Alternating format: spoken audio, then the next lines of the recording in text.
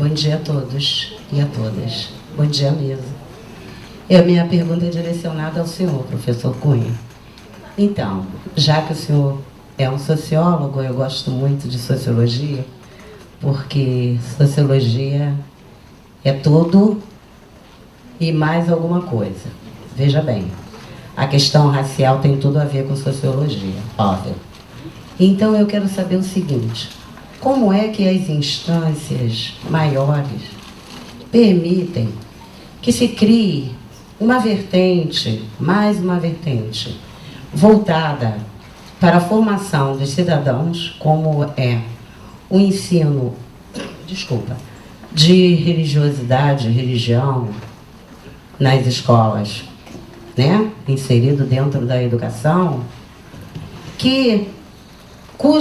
cujo ensino só favorece e continua massificando o preconceito, a discriminação, a exclusão às outras religiões, principalmente as religiões de matriz africana, na qual os alunos que pertencem a este segmento religioso não têm sequer condições de externar a sua religião num contexto que diz que é ecumênico. Ou seja, você tem o direito de assinalar na ficha de matrícula do seu filho qual é a religião. Então, se você assinalou enquanto responsável, o seu filho vai receber estudos dirigidos, voltados para o seu segmento religioso. Entretanto, isto não acontece nas escolas, cuja maioria esmagadora são induzidas a responder que são evangélicos. Então, por que não acaba com esta palhaçada, que é mais uma vertente excludente? Esta é a minha pergunta, professor. Bom dia, gente. A minha pergunta também é para o professor Cunha. Quando o senhor colocou no começo da fala a questão do ato de ensinar ensino religioso de forma dissimulada nas escolas, e aí pode ser até uma ignorância minha, porque eu não tenho esse dado. Tem alguma pesquisa, algum trabalho que confirme isso, de pesquisar como esse trabalho se dá de fato dentro das escolas, quem está dando, o que está dando, por que está dando, por que não está dando uma coisa ou outra? Tem já algum trabalho que dê embasamento para essa fala? Bom dia. Também, para todos seria. Já que assim foi falado bastante sobre o ensino religioso, eu queria que vocês pontuassem para a gente qual seria o ponto que nós, educadores, poderíamos estar utilizando para fazer a transformação desse ensino de religião nas escolas. Já que foi dito tantas coisas, assim, um ponto-chave para essa mudança, para essa, talvez, mobilização, já que foi implantado desse ensino da religião nas escolas. Bom dia a todos. Obrigada, muito obrigada por todas as falas. Eu tenho uma questão assim, que já me persegue há alguns anos, eu acho que desde o momento em que eu conversei com o professor Cunha, lá em 2004, eu fui lhe procurar, fazia pesquisa na Bélgica, estava estudando na Bélgica e vinha para cá fazer um estudo sobre ensino religioso naquele momento. E aí eu ficava me perguntando, a sua fala bastante incisiva sobre esse posicionamento político que a gente precisa tomar no Brasil. Mas é uma pergunta, é uma reflexão para a mesa, para toda a mesa. Como diante dessa configuração política que nós temos no Brasil, e ao mesmo tempo dessa configuração religiosa, né, dessa multiplicidade que a gente vive, como falar em laicidade? Será que a gente pode chegar a uma definição de laicidade mais brasileira, né, menos ocidental, menos importada? Como é que a gente vai definir o que é laicidade para a gente? Obrigada. Bom dia, mesa. Gostaria de agradecer as falas de todos. mas gostaria principalmente de agradecer muito particularmente ao professor Parada, porque de uma forma bastante simples, ele me fez lembrar ensinamentos do meu pai, que a minha época de criança, que já faz muito tempo, essas palavras laicidade, intolerância, não faziam parte, porque a gente precisa ter cuidado também com os modismos. E essa questão do sagrado é o que eu acho que de mais importante tem em relação ao humano, porque independente de onde você esteja, se você está buscando, você está em busca de uma autotransformação. Então, muitos colegas às vezes perguntam, não sou professora de religião, e costumo dizer, né, tenho uma determinada disciplina, que eu não sou professora de tal disciplina, eu sou professora de alunos. Então, se esse aluno, se esse estudante passa pela minha vida, eu tenho com ele um compromisso. E quando passa essa questão, às vezes até, digamos assim, a gente, por costume, a gente às vezes se atém a coisas menores, como, por exemplo, o ensino religioso, o que vai mudar no currículo. Eu preciso saber, dali, o que eu posso tirar para transformar o meu dia a dia em sala de aula. Então, eu costumo dizer, se entendermos e praticarmos a ética, o nosso aluno já terá entendido que ele precisa procurar um passo para a autotransformação, porque na ética eu me respeito e eu me comprometo com as minhas ações. Então, de verdade, eu não vim aqui encaminhar uma pergunta, mas eu vim tornar público o meu agradecimento e dizer que realmente é muito bom quando a gente vem disposto a ouvir o outro para sair com bastante informações. Então, cada um, à sua forma, teve suas falas, levou-nos a reflexões, e quando a gente para ouvir o outro, a gente se pluraliza. E hoje eu levo mais um pouco para os meus alunos. Ética, ouvir, né? Realmente saber que o divino tornou-se sagrado para que o humano possa também, né, se consagrar, e saber que as falas do meu pai mineiramente, que ele encontrou Deus rezando sozinho embaixo de uma árvore, repetindo uma oração, porque já não tinha mais a mãe dele. Então, independente de igreja, e eu falo isso em sala de aula, não precisamos mais de igrejas, de templos, de terreiros, de mesquitas. Precisamos de seres humanos que se abram, porque a palavra intolerância, hoje em dia, ela é voltada muito em relação a matrizes africanas, mas se a gente for pensar em história, os cristãos foram perseguidos por católicos, né?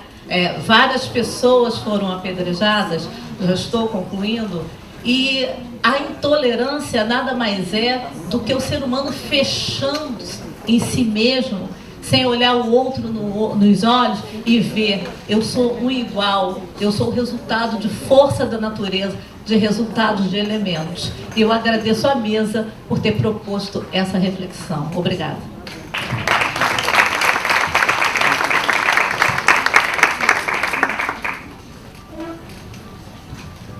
Agora, então, eu passo a palavra, eu acho que pode ser, começando pelo professor Cunha, vai todos aqui, como foram também solicitados a uma resposta, então começamos por ele e a gente vem passando.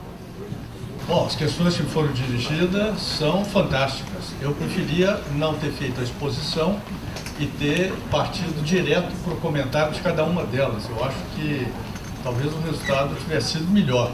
Lamentavelmente tem que ser rápido sobre cada uma, né? Olha, o favorecimento do preconceito na prática, no ensino religioso, do Estado do Rio de Janeiro, que é controlado pela Diocese do Rio de Janeiro. Eu preciso falar isso, de outra forma ficamos dissimulando mais uma vez, não é? Essa é uma prática importante. É muito difícil você entrar numa escola do Rio de Janeiro, do Estado do Rio de Janeiro, da rede estadual, e dizer: eu quero fazer uma pesquisa sobre o ensino religioso. Não lhe deixam. Não lhe deixam. Há uma barreira para essa entrada. É para fazer esse tipo de pesquisa, e aqui eu já estou comentando uma outra questão já, é preciso usar de artes e manhas. Porque não é possível entrar pela porta da frente. Diretores não deixam. Professores dissimulam o que estão fazendo na sala de ensino religioso quando entra uma visita, alguém de fora. Não é? Então, é uma questão difícil essa. Então, é uma coisa montada. Diante dessa montagem objetiva, propostas piedosas viram uma dissimulação. A dissimulação da dissimulação. Vamos fazer o ensino religioso para ensinar a tolerância para os alunos. A guerra já está lá dentro da escola. Os estudos da professora Estela Caputo, obrigado, da UERJ, são muito incisivas a respeito desse tipo de coisa, de como crianças da tradição do candomblé são sujeitas à discriminação todo o tempo. Elas têm que disfarçar. Só as muito peitudas conseguem peitar essas situações. E são vítimas das discriminações todo o tempo. Olha, colega, eu trouxe aqui umas tabelas, não vou projetar essas tabelas, pelo amor de Deus. Mas só mencionar uma coisa.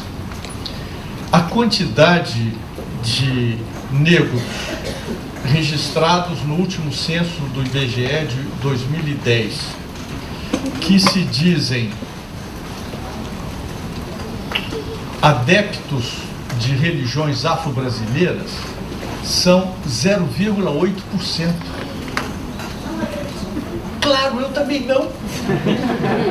Esse dado é verdadeiro, porque é verdade diante do que eu vou declarar para a terceira pessoa que me faz um inquérito. Eu não vou dizer a minha religião, eu vou dizer a religião da maioria, de repente. Ou de repente eu vou dizer que não tenho nenhuma, quando é muito corajoso. Não é assim?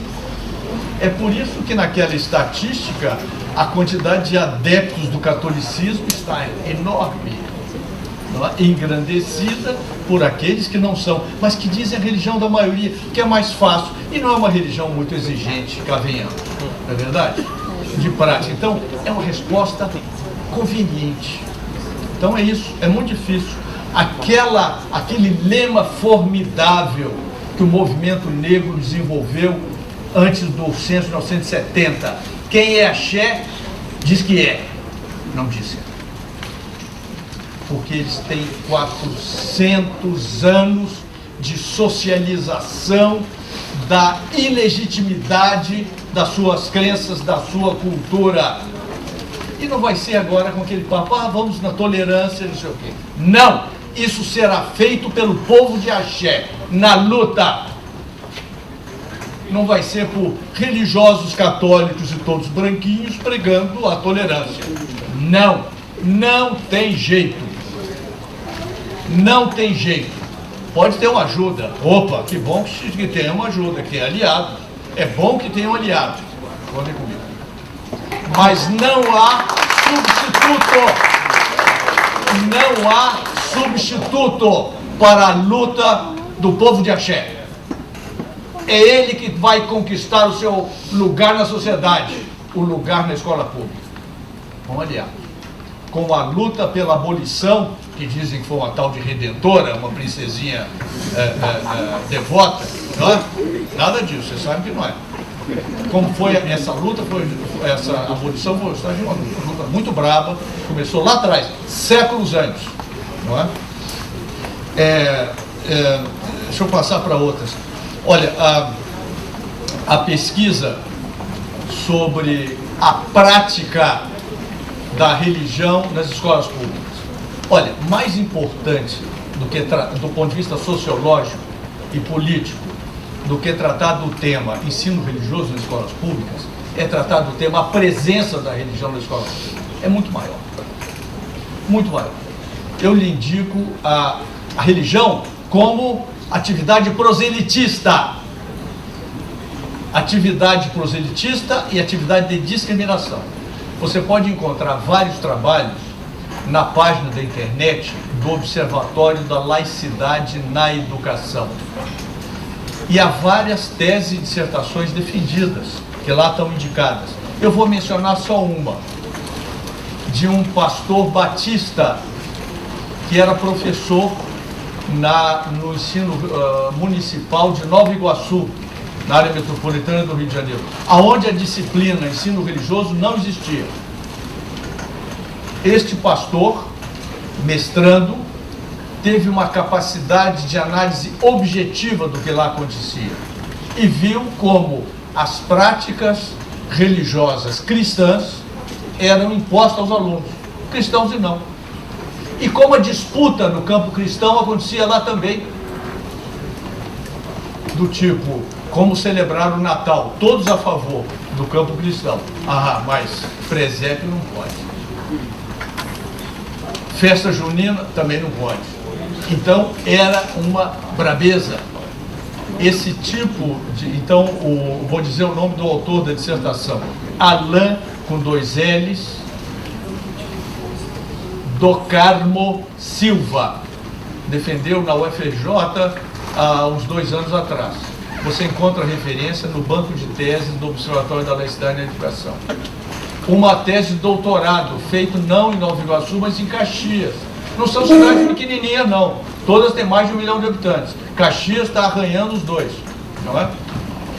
Ela pesquisou escola municipal e escola estadual. Teve licença? Não. Que era professora nas 2 redes. O nome dela é Vânia Fernandes, com S. Ela pesquisou escolas e mostrou e usou um conceito sociológico interessante, um conceito simples da cooperação competitiva entre os cristãos. Cooperação, claro, o campo cristão contra os outros, não é? Mas assim mesmo competitiva. Então, há muito material de produção acadêmica de primeira qualidade a ser consultado a respeito disso. Material devoto tem a beça. Como fazer o ensino religioso melhor? Vocês encontram isso, a beça. A internet está quase lotada desse tipo de coisa. Já não cabe no G3, tem que ir para o G4. E essa questão final, a questão da laicidade brasileira. Pois é, laicidades no mundo tem vários, é como democracia, é um processo, é um conceito correlato de democracia. Tem uma fórmula para a democracia no mundo? Não tem. Os caminhos para a busca da democracia são várias. Existe algum país que pode dizer, aqui a democracia foi alcançada? Não. Não tem. A Suíça, meus amigos, minhas amigas, correligionários e adversários. A Suíça, que era sido um país muito democrático, muita participação, alguns anos atrás, fez um plebiscito sobre a proibição das torres das novas mesquitas e ganhou aqueles que queriam proibi-las. As mesquitas que já estão lá com torres, que fiquem. As novas estão proibidas de erguer torres. Igrejas luteranas e católicas, pode, sem problemas, as atuais e as próximas. Islâmicas não. Estão voltando ao Brasil de 1810. A Suíça do século XXI se curva diante do Brasil do início do século XIX, pois naquela época um tratado entre o Brasil e a Grã-Bretanha, imposta pela Grã-Bretanha, dizia que religiões cristãs, que não a católica, pudessem ser praticadas em edifícios particulares sem formas externas de culto. Especialmente, não podia ter dizeres nenhum, especialmente não podia ter torre, e menos ainda sino. Vocês veem como nessa questão da laicidade as coisas vão mudar. A construção da laicidade no Brasil é muito difícil, até porque, olha, até 2006, gente, foi ontem, na história, certo? Até 2006, não existia na bibliografia brasileira nenhum livro com o título Estado Laico. Nenhum. É que tinha pouco. Não tinha nenhum. Agora já tem algum. Então, essa é uma realidade nova. E ela se renova e ela cresce até por causa do crescimento daqueles que querem usar os aparelhos de Estado para as suas disputas no campo religioso, particularmente na escola pública. Contra aqueles que querem usar um controle sobre o corpo, um controle sobre a família, um controle sobre as práticas, sobre a moral coletiva, a partir da tutela religiosa. Tá?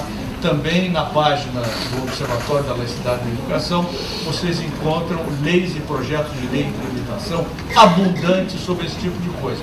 Alguém dirá, só partem do campo, ou do subcampo, se quiserem assim, evangélico ou pentecostal. Não! O projeto de lei que pretende regular o ensino religioso a partir do controle do mercado de trabalho dos professores, o projeto de lei 309 de 2011, apresentado pelo deputado Marco Feliciano, tem como relator e apoiador o deputado Pedro Uczai, colega de universidade do professor Piovesano em Chapecó. Pelo menos ele assim, o Pedro Uczai, se apresenta.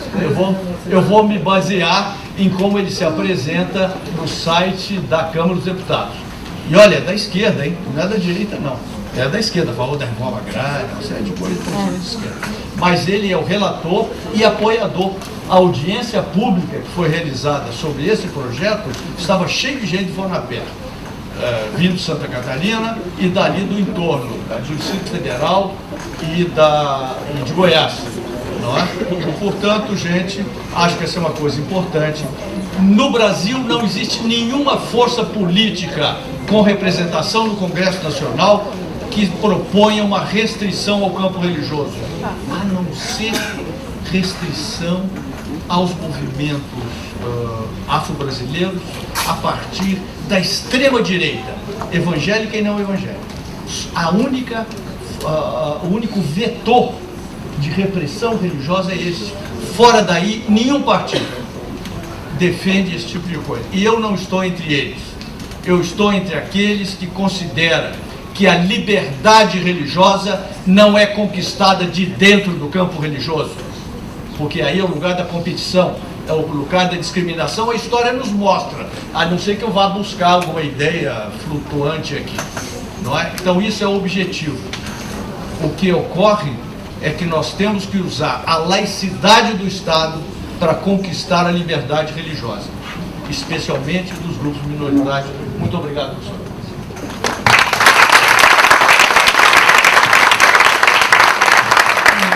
O professor Ernest pediu para responder ao final, então vou passar agora ao professor Leonel.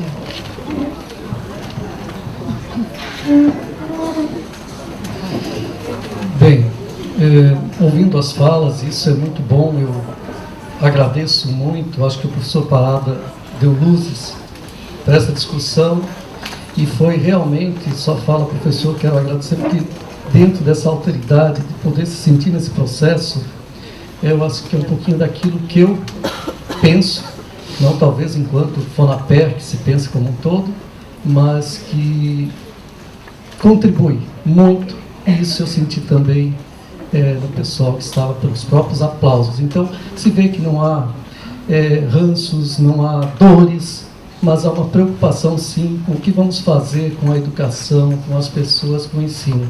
Afinal, a gente é educador. E as nossas intenções, eu só estou no Fonapé porque procuramos achar uma saída. Nem todo mundo está nessa lógica do Estado, é funcionário do Estado, não. Enquanto Fonapé, eu faço parte de uma escola, sou professor há 35 anos. Trabalhei quase 30 anos na escola pública, né? Começando, inclusive, também com o ensino religioso em Sorocaba, São Paulo, em orfanatos. E de uma forma muito errada, muito equivocada. Isso também coloco, né? Então, eu acredito que hoje também temos muitas pesquisas, inclusive temos aqui 20 anos de FONAPER, né, em que lançamos esse livro, e com várias histórias, com várias experiências de professores, de sala de aula, com pesquisas. Trabalhamos com comunidades afro-indígenas, temos aqui, talvez para trabalhar com esse público, as aventuras de Yara no planeta dos oculares, onde abrangendo aí conhecimento, respeitando e convivendo com a diversidade religiosa, os direitos humanos. Tem o volume 1, o volume 2, com as questões indígenas, dentro também das suas religiosidades e conhecimento. Joaquim Tocque e Amigos na Terra do Or, quer dizer, da terra do milho, né? Trabalhando um pouquinho da questão de ver o outro, perceber quem está do nosso lado. Nossa região lá temos mais de 33 mil indígenas que não são vistos, não são olhados. Então, nessa perspectiva, e aí nós pensamos, a família, onde está a família? Que família é essa? Se os pais estão trabalhando de manhã, tarde e noite, nas várias regiões do Brasil, qual o tempo que eles têm para trabalhar, para educar seus filhos, né? Então, claro que seria o papel da família. Seria. Eu, enquanto professor, quanto tempo, eu tenho 3 filhos, uma neta, quanto tempo eu tenho para realmente trabalhar também essas questões? Eu acredito muito na escola. Agora, também a escola, como professores de história, geografia, seja qual for o componente curricular, que preparo nós temos para trabalhar essas questões?